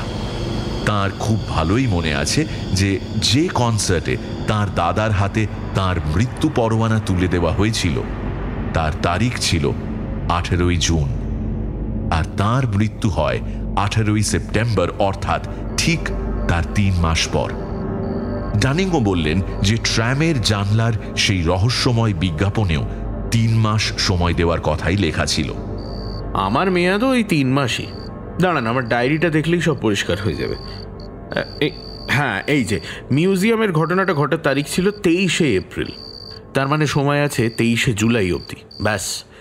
আচ্ছা, আপনার দাদার সমস্যা ঠিক কিভাবে বেড়ে চলেছিল আমায় একটু বলবেন, যদি আপনার খুব অসুবিধে না থাকে? আমার জানাটা বিশেষ দরকার। হ্যাঁ, তা দাদা সবচেয়ে বেশি ভয় পেতেন যখন একলা থাকতেন। বলতেন কেউ যেন ওর ওপর সবসময় নজরদারি করছে। এক সময় তো এমন হলো যে আমি বাধ্য হয়ে ওর ঘরে রাতে শোয়া আরম্ভ করলাম। তবে দাদার ভয় কিছুটা কমলো। তাও তখনও ঘুমের মধ্যে কী সব বিড়বিড় করে বকতেন। হ্যাঁ, তা দিয়ে লাভ আর কি আছে বলুন? যাই হোক, এইটুকু আপনাকে বলতে পারি যে শেষ দিকের কয়েক সপ্তাহের মধ্যে দাদার নামে 2টো জিনিস এসেছিল। দুটোতেই লন্ডনের কোনো এলাকার ডাকের ছাপ আর ঠিকানার হাতের লেখা কৃত্রিম, যেমন কোনো দোকানের বা কোম্পানির চিঠিপত্রে থাকে আর কি। প্রথম জিনিসটা হলো পাতা থেকে টেনে ছেঁড়া বিউইকের একটা উডকাট, একটা কাঠখোদাই ছাপা ছবি। ছবিটা ছিল একজন লোক চাঁদনি রাতে একলা রাস্তা ধরে হাঁটছে, আর তার পিছু নিয়েছে বিভৎস এক দানবিক মূর্তি। ছবির তলায় কবিতার কয়েকটা লাইন ছিল। বোধহয় ছবিটা এনশিয়েন্ট মেরিনার কবিতার অলঙ্করণ থেকে ছেঁড়া, কারণ তার তলায় চোখে পড়ছিল কবিতাটার কয়েকটা লাইন। এমন একজনের কথা লেখা যে কিনা পথ চলতে চলতে একবার মাথা ঘুরিয়েই এক মনে সিধে হেঁটে চলে সে, যে না ঘুরিয়ে ঘাড় পথের পর, কারণ সে জানে পিছে পিছে তার চলেছে নারকী ভয়ঙ্কর। দ্বিতীয় যে জিনিসটা এসেছিল সেটা আর কিছুই না, একটা সাধারণ ক্যালেন্ডার, যেরকম বিভিন্ন দোকান থেকে প্রায় গ্রাহকদের পাঠিয়ে থাকে। দাদা সেটাকে পাত্তাও দেননি, কিন্তু তার মৃত্যুর পরে সেটা আমি খুলে দেখেছিলাম। 18 সেপ্টেম্বরের পরে সব কিছু তাতে ছেঁড়া ছিল। আপনি অবাক হয়ে ভাবতেই পারেন যে মনের এরকম সঙ্গীন অবস্থায় দাদা হঠাৎ মৃত্যুর দিন সন্ধ্যায় একলা হাঁটতে গেলেন কি করে। উত্তর হলো, মারা যাওয়ার দিন 10 আগে থেকে ওই নজরবন্দি থাকার অদ্ভুত অনুভূতিটা দাদার একেবারে চলে গিয়েছিল। হঠাৎ করে ওর মনে হতে থাকে যে উনি একেবারে চাপমুক্ত। বিস্তারিত আলোচনার পর সিদ্ধান্ত হলো এই যে হ্যারিংটনের এক বন্ধু কার্সওয়েলের প্রতিবেশী, তাকে দিয়ে কার্সওয়েলের গতিবিধির উপর সহজেই নজর রাখা যাবে। ডানিংকে সদা সর্বদা প্রস্তুত থাকতে হবে এবং ওই রুনিক মন্ত্র লেখা মহামূল্যবান কাগজটিকেও সযত্নে প্রস্তুত রাখতে হবে, যাতে প্রথম সুযোগেই তাকে তার আসল মালিকের কাছে চালান করে দেওয়া যায়। তারপর দুজনে যে যার পথ ধরলেন। পরবর্তী কয়েক সপ্তাহ ডানিংয়ের মনের উপর দিয়ে যে কি চাপ গেল তা বলার নয়। কাগজের টুকরোটা হাতে আসার দিন যে অদৃশ্য কারাগারের পাঁচিল তার চারিদিকে গড়ে উঠেছিল বলে ডানিং অনুভব করেছিলেন, তা যেন ক্রমে বিশালতর আকার আর ঘোর কৃষ্ণবর্ণ ধারণ করে পৃথিবী থেকে ক্রমে ক্রমে তাকে সম্পূর্ণ বিচ্ছিন্ন করে তার সমস্ত সত্তাকে গিলে খেতে আসছে বলে আজ তার বোধ হতে লাগল। অমোঘ সর্বনাশ আসন্ন। তার হাত ছাড়িয়ে পালানোর সব রাস্তা যেন সেই পাঁচিল দিয়ে বন্ধ, আর খোলা রাস্তার হদিশ দেবে এমন কেউ নেই ডানিংয়ের সামনে। তার জীবনী শক্তি, তার সমস্ত উৎসাহ কে যেন শুষে নিয়ে তাকে ছিবড়ে করে ফেলেছে বলে মনে হতে লাগলো ডানিংয়ের। এমনি করে বুকচাপা কষ্ট আর অদম্য উদ্বেগের মধ্যে দিয়ে মে মাস গেল। গোটা জুন মাস গিয়ে জুলাই এসে উপস্থিত হলো, কিন্তু হ্যারিংটনের কাছ থেকে সবুজ সংকেত এলো না। এই পুরো সময়টা কার্সওয়েল গ্যাঁট হয়ে লাফোর্ডেই বসে থেকেছেন, কোথাও নড়েননি। অবশেষে ডানিংয়ের পৃথিবী বাসের মেয়াদ ফুরোতে যখন হিসেব মতো আর 1 সপ্তাহ বাকি নেই, তিনি হাতে পেলেন একটা টেলিগ্রাম। বৃহস্পতি রাত্রে বোট ট্রেনে ভিক্টোরিয়া ছাড়ছে, হাত ছাড়া না হয়। রাত্রে আসছি আপনার কাছে, হ্যারিংটন। কথা মতো রাত্রে হ্যারিংটন এলে আর এক প্রস্থ জল্পনা হলো। ট্রেন ভিক্টোরিয়া ছাড়ে 9টায়। ডোভারে পৌঁছানোর আগে শেষ দাঁড়ায় ক্রয়ডন ওয়েস্ট স্টেশনে। হ্যারিংটন ভিক্টোরিয়াতেই কার্সওয়েলকে নজরবন্দি করে ট্রেনে উঠবেন আর ক্রয়ডনে ডানিংকে ইশারায় ডেকে নেবেন কামরায়। দরকার হলে ডানিংকে কোনো সাজানো নামে ডাকবেন। ডানিং ছদ্মবেশে থাকবেন। তাঁর সঙ্গের বাক্স প্যাঁটরায় কোনো নামের আদ্যক্ষর লেখা থাকবে না, আর অতি অবশ্যই হাতের কাছে তৈরি থাকবে সেই কাগজের টুকরোটা যার জন্য এত কিছু। ডানিং ক্রয়ডন স্টেশনে যখন এসে দাঁড়ালেন তখন তার উৎকণ্ঠার পারদ মাত্রা ছাড়িয়েছে। গত কয়েকদিন ধরে তার মাথার উপর থেকে সেই কালো ছায়াটা যেন সরে গিয়ে আধার একটু হালকা হয়েছে মনে হচ্ছে, কিন্তু এই আপাত ফুরফুরে হাওয়া ডানিংয়ের কাছে অশুভ সংকেতই বয়ে আনছে। এই স্বস্তির মেজাজের হঠাৎ আবির্ভাবের কারণেই ডানিং যেন ঠিক বুঝতে পারছেন যে তার ঘোর বিপদ আর শুধুমাত্র আসন্ন নেই, সে এসে পড়েছে। তার ঘাড়ের উপর নিঃশ্বাস ফেলছে। এখন যদি কার্সওয়েল হাত ফসকে পালায় তবে সব আশায় জল পড়ে যাবে। এই ভিক্টোরিয়া থেকে ট্রেন ধরে ডোভার যাওয়ার গুজবটা হয়তো ভাঁওতা, কে বলতে পারে। প্ল্যাটফর্মে পায়চারি করতে করতে আর প্রায় প্রতি মিনিটেই বোট ট্রেনের ব্যাপারে জানতে চেয়ে স্টেশনের প্রতিটি কুলিকে ব্যস্ত করে মারতে মারতে ডানিংয়ের ওই সময়টুকুকে জীবনের সবচেয়ে বিষবৎ 20 মিনিট বলে বোধ হতে লাগলো।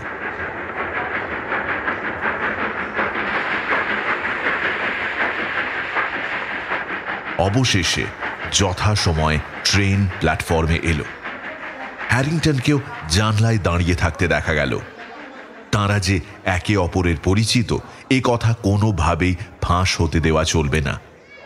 কাজেই ডানিং লম্বা টানা বারান্দাওয়ালা বগির শেষ মাথার দরজা দিয়ে ট্রেনে উঠে আস্তে আস্তে এগিয়ে চললেন সেই কামরার দিকে যার মধ্যে হ্যারিংটন আর কার্সওয়েল বসে আছেন। ট্রেনে লোকজন বিশেষ নেই দেখে ডানিং মনে মনে একটু খুশি হলেন।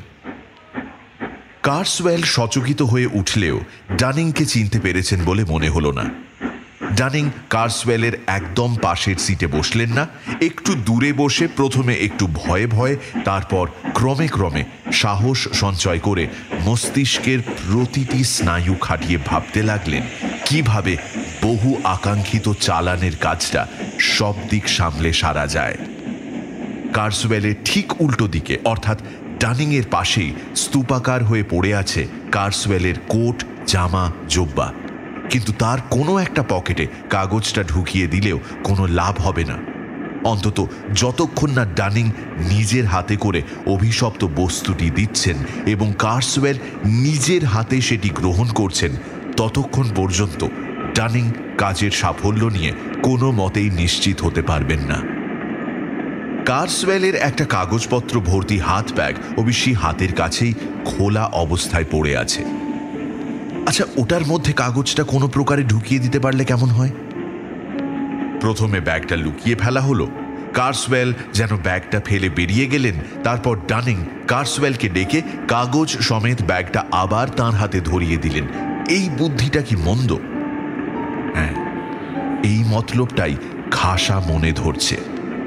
এ যেন সুবর্ণ সুযোগ নিজে থেকে তৈরি হয়ে বসে আছে ডানিংয়ের হাত লাগানোর অপেক্ষায়। ইস, যদি একবার হ্যারিংটনের সঙ্গে পরামর্শ করা যেত, কিন্তু সে তো আর হওয়ার নয়। মিনিটের পর মিনিট কাটতে থাকলো। এর মধ্যে কার্সওয়েল বেশ কয়েকবার উঠে খানিকক্ষণের জন্য বাইরেও গিয়েছেন।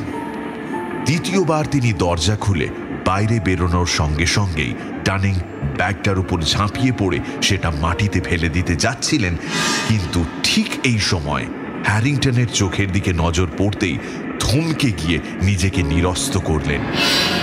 হ্যারিংটন স্থির দৃষ্টিতে তাকে সাবধান করছেন, নিষেধ করছেন এমন হঠকারিতা করতে। কার্সওয়েল দরজার বাইরেই দাঁড়িয়েছিলেন, যেন এই দুজনকে নিজের অনুপস্থিতির সুযোগ দিয়ে দেখতে চাইছিলেন এরা একে অপরের পরিচিত বলে বেরিয়ে পড়ে কিনা। মতলব ফলপ্রসূ হল না, কিন্তু তিনি কামরায় ফিরে এলে স্পষ্টতই বোঝা গেল যে ভদ্রলোক বেশ বিচলিত হয়ে পড়েছেন। কেমন অসহিষ্ণু হয়ে তিনি ছটফট করতে লাগলেন। কিন্তু এরপর তৃতীয়বার যখন তিনি উঠে পড়লেন, তখন ডানিংয়ের মনে প্রবল আশার উদয় হল। কারণটা আর কিছুই নয়, ওঠার সময় কার্সওয়েলের অজান্তে তার সিট থেকে কি একটা বস্তু খপ করে মাটিতে পড়েছে। কার্সওয়েল দরজা দিয়ে বেরিয়ে দৃষ্টিসীমার বাইরে বেরিয়ে চলে গেলেন। পলকের মধ্যে মাটিতে পড়ে থাকা জিনিসটা তুলে নিয়ে ডানিং দেখলেন সৌভাগ্যের চাবিকাঠি তার হাতে চলে এসেছে। তার হাতে টিকিটে ভরা একটা কুকের টিকিট কেস, যে ধরনের টিকিট কেসের পিঠে একটা ছোট খাপ থাকে। মুহূর্তের মধ্যে 7 রাজার ধন 1 মানিক সেই কাগজের টুকরো মসৃণভাবে চলে গেল টিকিট কেসের পিঠের খাপে। গোটা ঘটনাটা চলাকালীন হ্যারিংটন দরজার সামনে দাঁড়িয়ে ব্যস্ত সমস্ত হয়ে দরজার পর্দা টানাটানি করতে করতে পাহারা দিয়ে গেলেন। কাজ শেষ হলো মোক্ষম মুহূর্তে, কারণ ট্রেন ততক্ষণে গতি কমিয়ে ডোভার স্টেশনে ঢুকতে শুরু করেছে। পরক্ষণেই দরজা দিয়ে কার্সওয়েল ঢুকে এলেন, আর ডানিং তার ধপধপিয়ে লাফাতে থাকা হৃৎপিণ্ডটাকে কোনো রকমে জোর করে ঢোক গিলে স্বস্থানে ফেরত পাঠিয়ে কার্সওয়েলের হাতে টিকিট কেসটা গুঁজে দিয়ে বললেন, এটা বোধহয় আপনার এখানে পড়েছিল। খাপের ভেতরে টিকিটগুলোর দিকে ব্যস্তভাবে এক ঝলক চোখ বুলিয়ে নেওয়ার পর কার্সওয়েলের মুখ দিয়ে বেরোলো বহু প্রতীক্ষিত উত্তর, হ্যাঁ হ্যাঁ, আমারই এটা, ধন্যবাদ আপনাকে। তিনি টিকিট কেসটা নিজের বুক পকেটে রাখলেন দেখে ডানিং পরম সন্তোষ লাভ করলেন। ট্রেন থামতে বাকি আর কয়েকটা মাত্র মুহূর্ত। তার মধ্যেই 2 বন্ধু খেয়াল করলেন হঠাৎই কামরার ভেতরটা কেমন যেন ঘোর আঁধার করে এসে গরম হলকা ছুটতে শুরু করেছে। কার্সওয়েলও হঠাৎ ছটফটিয়ে উঠে দলা পাকানো কোটগুলোকে কাছে টেনে নিয়ে অশান্তভাবে সেগুলো ঠেলে ফেলে দিলেন, যেন সেগুলো অসহ্য হয়ে উঠেছে তার কাছে। তারপর শটান সোজা হয়ে বসে ভ্রুকুটি করে সন্দেহের দৃষ্টিতে তিনি পালা করে দুজনের দিকে তাকাতে লাগলেন। তৎক্ষণাৎ 2 বন্ধু চোখ ফিরিয়ে ঝটপট যে যার নিজের জিনিস গুছিয়ে নিতে ব্যস্ত হয়ে পড়লেন। উৎকণ্ঠায় পেট তাঁদের গুলিয়ে উঠছে। মনে হলো যেন কার্সওয়েল তাঁদের সঙ্গে কথা বলার জন্য মুখ খুলতে যাবেন, ঠিক তখনই ট্রেন ডোভার টাউনে এসে থামল।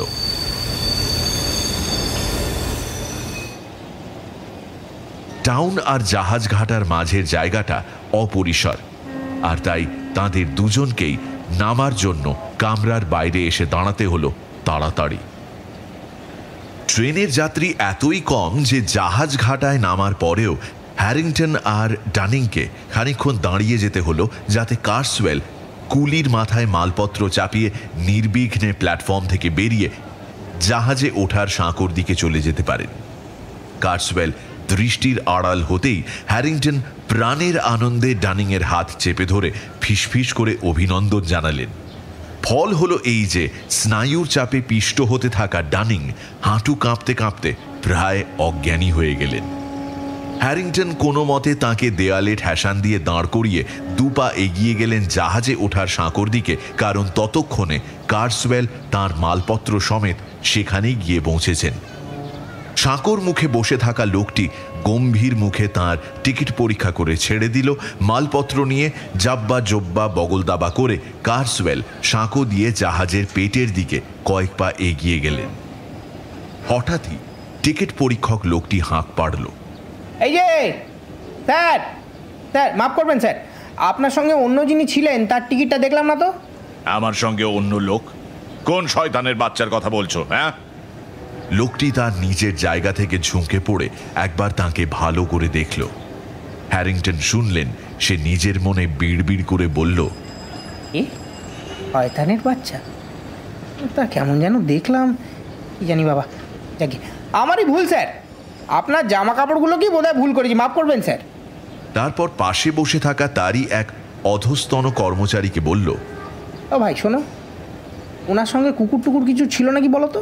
হ্যাঁ, একা তো ছিলেন না উনি, আমার যেন মনে হলো সঙ্গে আরেকটা কেউ আছে। যাকে যাক, আমাদের কি যা আছে এখন ওই জাহাজের পেটে সিঁড়িয়ে গেছে, এখন জাহাজের ওপরে ওরা বুঝে নেবে। ও ওই যা ছেড়ে দিল আর হপ্তাখানেক, তারপরেই ছুটি কাটাতে যাওয়ার লোকজনের ভিড় ঘাড়ের ওপরে একেবারে হুমড়ি খেয়ে এসে পড়বে একদম। আর 5 মিনিট পর দূরে বিলীন হতে থাকা জাহাজের উজ্জ্বল আলো, ডোভারের জলের ধার বেয়ে চলতে থাকা বাতিস্তম্ভের লম্বা সারি, সন্ধ্যার হিলহিলে হাওয়া আর আকাশে ফ্যাকাশে চাঁদ ছাড়া চারপাশে আর কিছুই রইল না। লর্ড ওয়ার্ডেন হোটেলে এরা দুজন মুখোমুখি বসে রইলেন অনেকক্ষণ। মাথা থেকে দুশ্চিন্তা উৎকণ্ঠা বিদায় নিয়েছে, তাও এক অদ্ভুত দোলাচলের মাঝে পড়ে পিষ্ট হচ্ছে এদের মন। একটা জলজ্যান্ত লোককে জেনে শুনে মৃত্যুর মুখে ঠেলে দেওয়া কি ন্যায়সঙ্গত হলো? লোকটাকে একবার সাবধান করে দেওয়া কি উচিত নয়? না, যেরকম নৃশংস খুনি বলে লোকটাকে আমি ভাবি, তা যদি সে সত্যি হয়, তবে আমরা যা করেছি সেটাই ন্যায্য, সেটাই তার প্রাপ্য। কিন্তু তাও যদি আপনি ভালো বোঝেন, তবে কিন্তু আপনি ওকে পাচ্ছেন কোথায়, আর কিভাবেই বা সাবধান করবেন? অ্যাবভিলে যাচ্ছিল কার্সওয়েল, আমি খেয়াল করেছি। জোন্স গাইডে যে সমস্ত হোটেলের নাম পাওয়া যায় সেগুলোর প্রত্যেকটায় যদি টেলিগ্রাম করা যায় টিকিটের খাপ দেখুন ডানিং বলে, তাহলে একটু শান্তি পাই প্রাণে। আজ 21 তারিখ, মাঝে সময় আছে আর মাত্র একটা দিন, কিন্তু তাহলেও আমার মনে হচ্ছে তার আশা ছেড়ে দেওয়াই ভালো। আর সে লোকের ফেরার রাস্তা নেই। সেই মতো টেলিগ্রাম লিখে হোটেলের দপ্তরে দিয়ে দেওয়া হলো তার করে দেওয়ার জন্য। সে টেলিগ্রাম গন্তব্যে পৌঁছেছিল কিনা, কিংবা পৌঁছলেও তার অর্থ উদ্ধার করা গিয়েছিল কিনা, তা জানা যায় না। যেটুকু জানা যায় তা হলো একটা খবর। 23 তারিখ বিকেলে অ্যাবভিলের সেন্ট উলফ্রামস চার্চের উত্তর পশ্চিম চূড়ার মেরামতির জন্য বাঁধা ভাড়া থেকে এক খণ্ড পাথর সরাসরি এসে পড়ে চার্চ দেখতে আসা এক ইংরেজ পর্যটকের মাথায়। লোকটির তৎক্ষণাৎ মৃত্যু হয়। মেরামতির জায়গায় তখন যে কোনো রাজমিস্ত্রি বা কোনো ব্যক্তি ছিল না, তাও প্রমাণিত হয়। মৃত ব্যক্তির সঙ্গে থাকা কাগজপত্র থেকে জানা যায় তার নাম কার্সওয়েল। আরেকটাই তথ্য আছে এ মামলায় যোগ করার মতো। কার্সওয়েলের সম্পত্তি নিলাম হওয়ার সময় হ্যারিংটন তার জিনিসপত্রের মধ্যে থেকে একটা বিউইকের সেট কেনেন। নিলামের সময় বলেই দেওয়া হয়েছিল যে সেটা খুঁতো। তার মধ্যে পথিক আর দানবের ছবির পাতাটা ছিল ছেঁড়া, ঠিক যেমনটা হ্যারিংটন আশা করেছিলেন। এর বেশ কিছুদিন পর ব্যাপার যখন সকলের মনেই বেশ থিতিয়ে এসেছে, একদিন হ্যারিংটন ডানিংকে বলতে গিয়েছিলেন যে তিনি তার দাদাকে ঘুমের মধ্যে ঠিক কি বিড়বিড় করতে শুনেছিলেন। কিন্তু তিনি বেশি কিছু বলার আগেই ডানিং তাকে থামিয়ে দিলেন।